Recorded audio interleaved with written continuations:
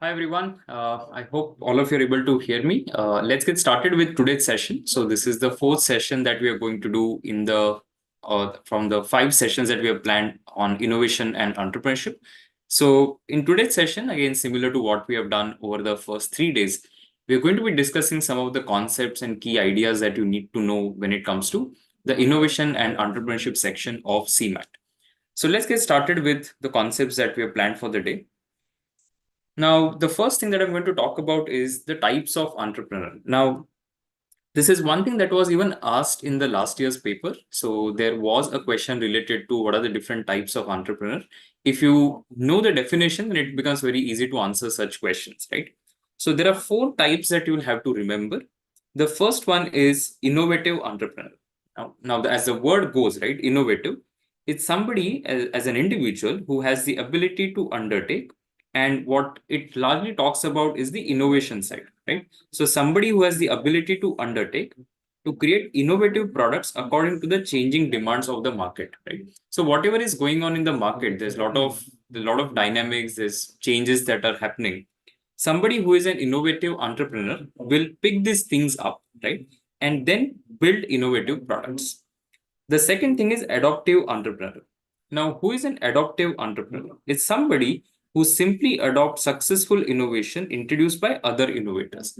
So he or she may not be innovative per se, but then looking at what others are doing, they are just taking or adopting those innovations.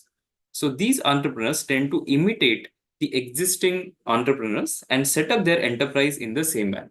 So if somebody, let's say, who has done, let's say, an e-commerce company and it has worked very well in one geography, one person just copies that idea and builds a similar product in another geography, right? That is what adoptive entrepreneur is. Moving on to the third type, which is Fabian. Now, who is a Fabian entrepreneur? So somebody who does not show initiative in visualizing and implementing new ideas. So this person is not innovative or is not even visualizing, okay, what are the new initiatives that should be taken. So what they're doing is they're waiting for some development which would motivate them to initiate unless there is an imminent threat to their very existence. So they are reluctant to change in one way.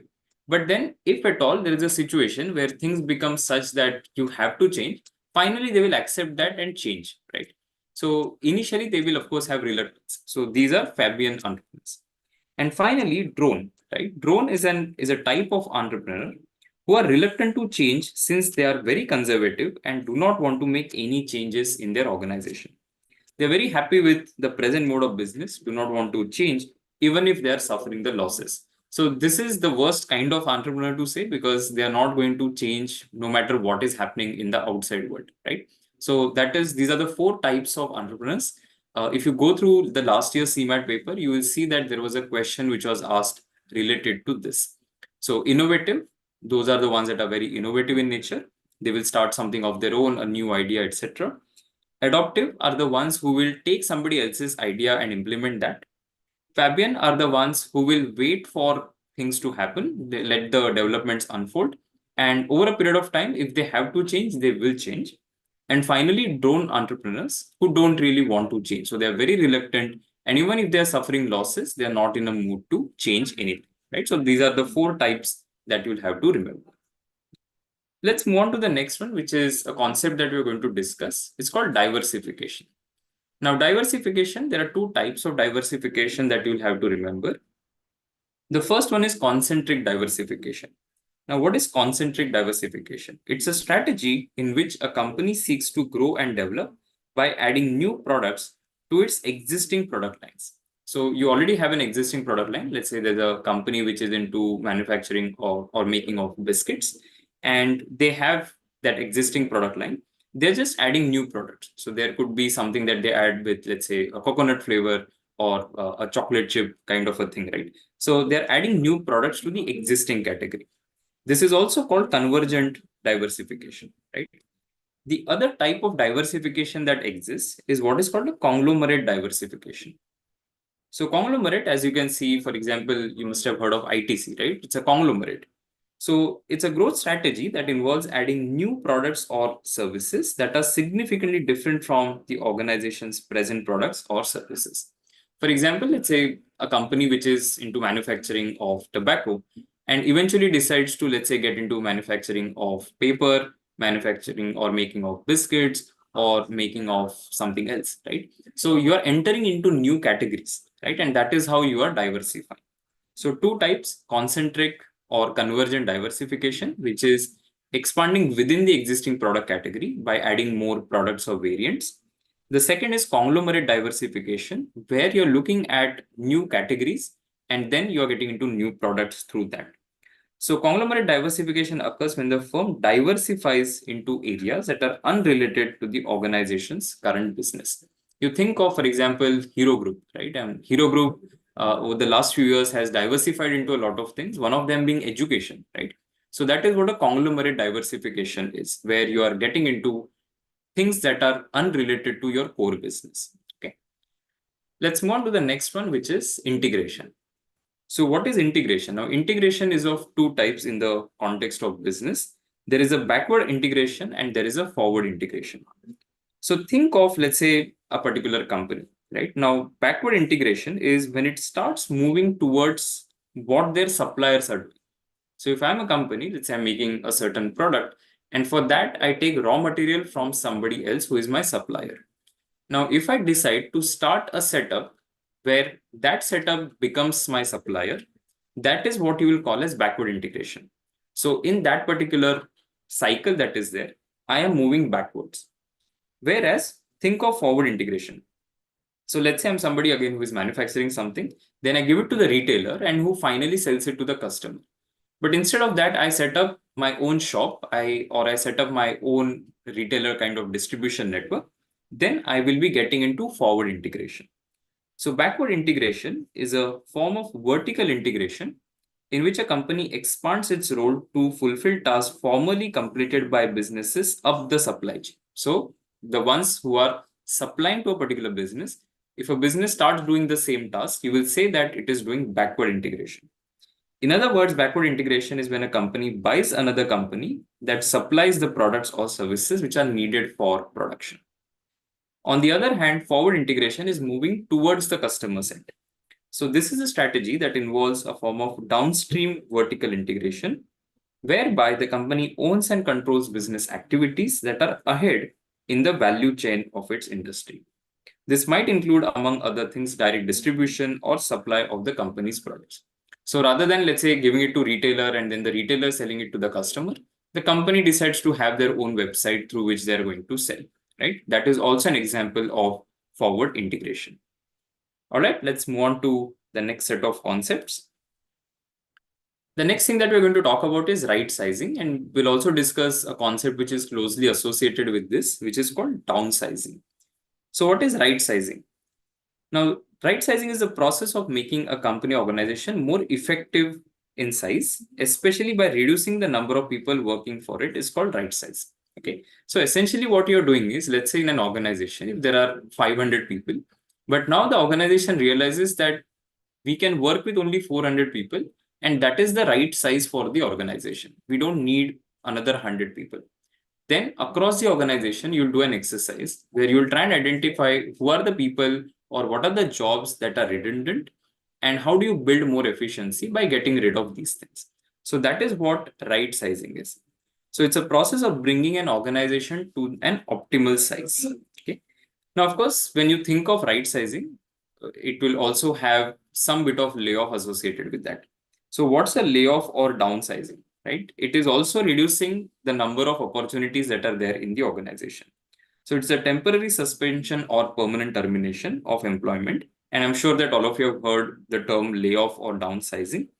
And for whatever reasons, it could be business reasons, it could be the economic situation, maybe the company is not doing a lot of profits or there are some losses. So there could be various reasons as to why downsizing happens. Now, right sizing is a form of downsizing. Keep that in mind. It's just that right sizing, you're trying to reach an optimal level. In downsizing, the issues could be very different. So in downsizing, for example, it may happen that company suddenly has decided to shut down a particular business, right? And that is downsizing, where all those people will be asked to leave the organization.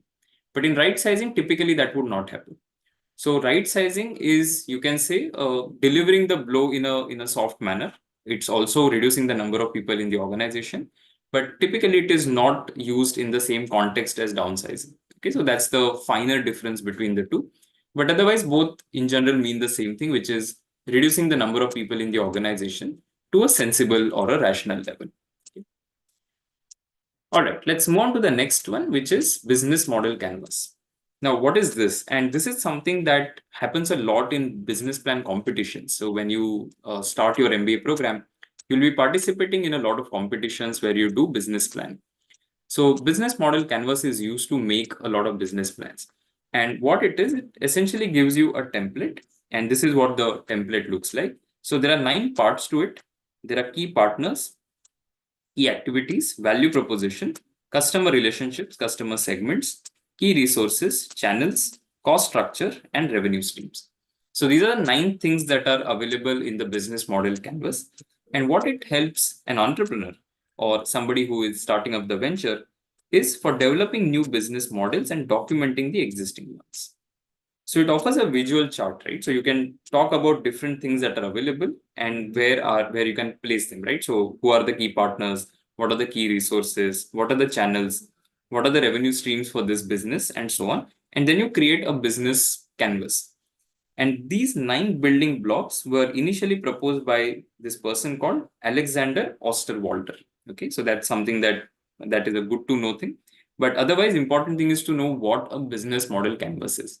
It's a strategic management tool or a template that can be used while starting a new business or documenting the existing businesses that are out there. Okay. All right, let's move ahead to the next thing, which is minimum viable product. So a lot of times you might have come across this particular term called MVP. MVP is minimum viable product in the business context. And what it means is that releasing a version which is usable. Okay. See, if you look at any technology product, now they will not wait to develop the best possible version that they can.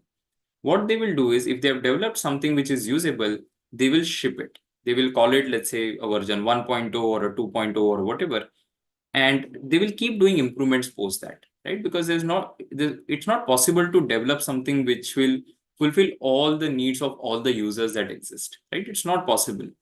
So, and if you wait for a very long time, it may happen that your competitor builds a product or a service in the same domain and captures the market. So there is the time situation as well that you have to take care of. And that is why a lot of companies will release the minimum viable product first. And what is that? It has just enough features to be usable by early customers. And once they start getting that customer feedback, they will do more improvements. So they will bring out the next version, and so on, right? So minimum viable product has just enough core features to effectively deploy the product and no more, right? Think of it as, for example, when the initial phones were launched, right? It's just the phone that is the requirement. So you should be able to make a call, right? But then now people keep adding things to that. So companies keep adding stuff. They added the camera, then they made it more extensive as camera. Then the processing of the photographs have become better, and so on. So all of these improvements will keep happening. But the initial version that is released is the minimum viable product. So typically it is done to get more feedback from the users, which will help them to make any further developments, right? So that is what a minimum viable product is. As long as it is usable, it's fine. You can keep doing more add-ons. For example, those of you who used, say, a Zomato or a Swiggy, right?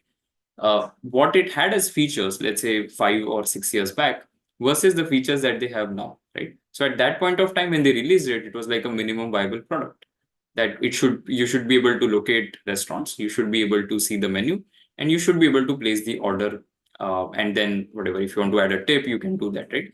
But now they keep adding features to it. For example, if you want a delivery within XYZ amount of time, you'll have to pay extra. So that's an additional feature that has been added to this particular app that is there. But the initial version is always the minimum viable product, which basically gets things started. All right, let's move on to the next concept, which is bootstrapping. Now, what is bootstrapping? So bootstrapping in any business, it means starting a business without external help or working capital. So basically, you're not borrowing any money. You are using your own money, your saved funds, borrowing money from, let's say, friends and family, that kind of a thing, right? So no external capital is being raised in this particular situation, generally used in the startup development phase, right? So initially you will do that, which is a bootstrap company. You don't want to dilute the equity at this point of time. So a lot of entrepreneurs will do this, bootstrap it for the initial few months or years. And once it becomes something that can be scaled further, then they go for either funding or they can borrow loans from the banks and financial institutions. So that is how typically it would work. And so, yeah, the only concept to remember from an exam perspective is what is bootstrapping. It is starting a business without external help or working capital. Let's move on to the next one, which is unicorn. Now, what's the definition of unicorn? So that is what is important from the exam perspective. A unicorn is a startup company valued at over USD $1 billion. Okay. Now, it has to be privately owned and not listed on a share market. Now, the term was used in 2013, coined by a VC called Eileen Lee. So this name may be important from the angle of who gave the term unicorn, choosing the mythical animal, because unicorns are not real, to represent the statistical rarity of such successful ventures. Right? It's very, very difficult for something which is privately owned, not listed on market, to reach a $1 billion valuation. Right? And because it is so rare, that is why he used the term unicorn to begin with. Okay. But of course, now there are too many unicorns out there. Okay, let's move on to the next one, which is cartel. Now, what's a cartel? So a cartel is a group of participants, and these participants would typically be competitors as well, who are sitting in a particular market, and they will come together to improve their profits and control or dominate the market, right? That is what a cartel is. It's a group of independent market participants who collude with each other to improve profits and dominate the market. So cartels are usually, if you look at them, they are in the same sphere of business, and that is why they are also what is known as alliance of rivals, right? So think of, let's say, 5 or 6 big companies in a particular industry, right? And now they decided to control the prices that are there in the industry in terms of the supply and the demand side of things. And they have done this to ensure that they get the maximum profit, right? So they are dominating the market in that sense. And that is what cartelization is, right? So in a lot of countries, it is considered to be anti-competitive behavior and it is not encouraged because they will do things such as price fixing, bid rigging, and reduction in output. So cartels often, of course, fix prices, right? If you look at OPEC, the Organization of Petroleum Exporting Countries, they partially control the price of oil. Right? So they are the ones who technically decide what the price of oil should be. Right? OPEC is Organization of Petroleum Exporting Countries. Right? So that is what cartelization is, which is forming group that will basically dominate the market. All right, let's move on to the next concept, which is free trade area. Now, what is a free trade area? So what I've done is I've taken a photograph from Wikipedia, and this shows different free trade areas that exist. So it's basically a region, and it's not a geographical entity per se, but it's a region consisting of various players. It could be countries, or it could be, let's say, if you look at any particular small geographies that exist. It constitutes a trade bloc whose member countries have signed a particular agreement, right? And what that agreement does is it allows for greater cooperation between countries to reduce any trade barriers, import quotas and tariffs, and to increase trade of goods and services with each other.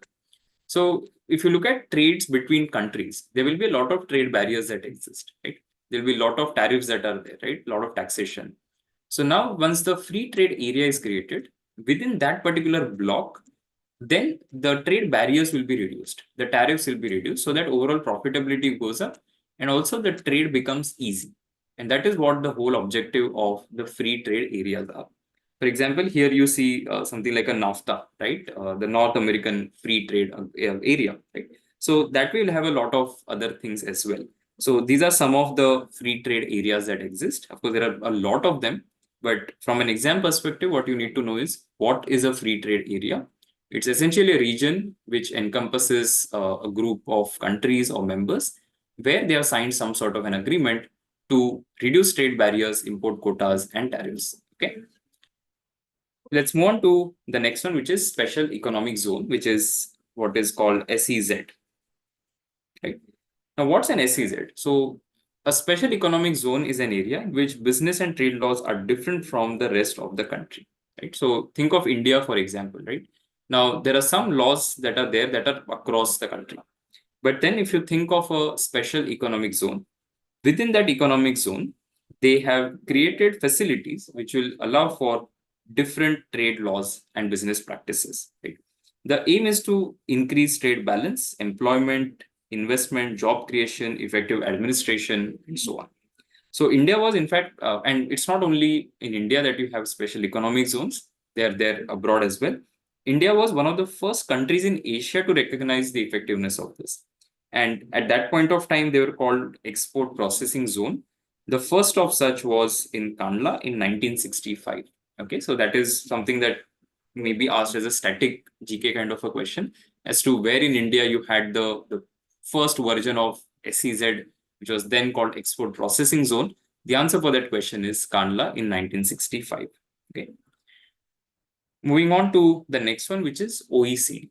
Okay, so what is OECD? OECD is the Organization for Economic Cooperation and Development. Now, this is an intergovernmental organization which has 38 member countries at this point of time. And it was founded in 1961 to stimulate economic progress and world trade. From an exam perspective, the important question is this as to where is the headquarter of OECD, or what is OECD and where is its headquarter? So it is Organization for Economic Cooperation and Development, and the headquarter is in Paris, France. Okay.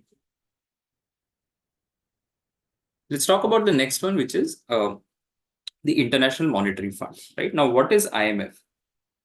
So IMF is a major financial agency of the United Nations. So it's part of the United Nations agencies, and it's an institution funded by 190 member countries. Important thing from exam perspective is this, which is where is the headquarter located of IMF? So it is in Washington, DC. Now, another thing which is very important, and especially from the India perspective, is that there is one name that is something that we must have, or you must have heard in the news, which is Geeta Gopinath. Right?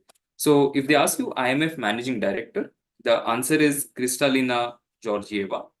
But in 21, they appointed Geeta Gopinath as the first Deputy Managing Director of the IMF, which is currently the number 2 position in that organization. Right? So if you look at the structure of IMF, at the top you have the Managing Director. The second person in command is the Deputy Managing Director, who is Geeta Gopinath at this point of time. So Geeta Gopinath grew up in India. So though now she is an American citizen, majority of her schooling and education and even college happened in India, right? So that is what something may be an important from the exam perspective. All right, so that's about it. Those are the things that I wanted to discuss in today's session. Tomorrow, I'm going to be largely focusing on the government initiatives and different policies, organizations that are related to innovation and entrepreneurship and management in general. So that is what I'll be focusing on in my final session tomorrow, which will be the last one, the 5th session out of all the sessions that we had planned. So I hope to see all of you tomorrow as well in that session. I hope this has helped you. We are doing like a quick run up, all of these concepts that we are doing is basically to ensure that all of you get into the right mindset before you face your CMAT next week. Hope you have found this useful. If there's any feedback, feel free to give it as a comment. And I'll see you tomorrow, same time, and we'll be discussing some of the government organizations, the policies that are related to innovation and entrepreneurship. Okay. All right. Bye, everyone. Take care.